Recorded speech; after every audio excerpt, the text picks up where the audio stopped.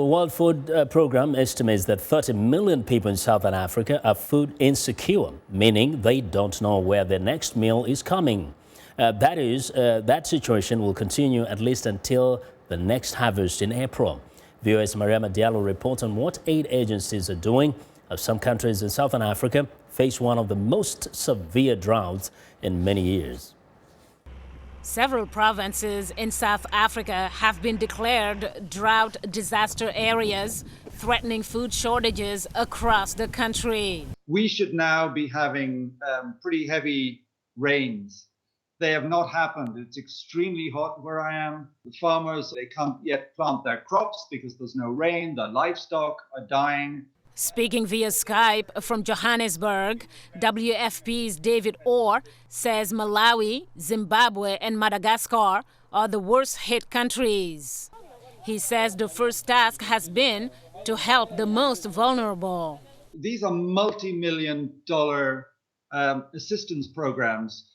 So in Zimbabwe, for example, we need to raise about $55 million. We're about 50% funded, I believe, for Zimbabwe.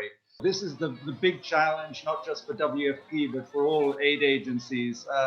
With so many huge humanitarian emergencies in the world at the moment, Syria, Iraq, South Sudan, Yemen. While South Africa suffers from drought, Malawi has been hit with floods and late and erratic rains. We have this combination of floods which wiped out a lot of the standing crops, principally maize, and then a short growing season, dry spells. There was an impact on legumes, beans, and some of the cowpeas that are grown. Via Skype, Save the Children's Matthew Picard says the Malawi government has launched an emergency appeal for $140 million.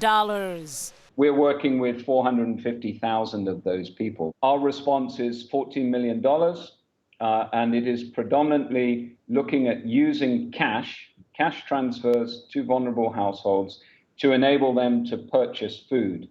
Picard says mobile cash transfers have reached 82,000 families since October. Mariama Diallo, VOA News, Washington.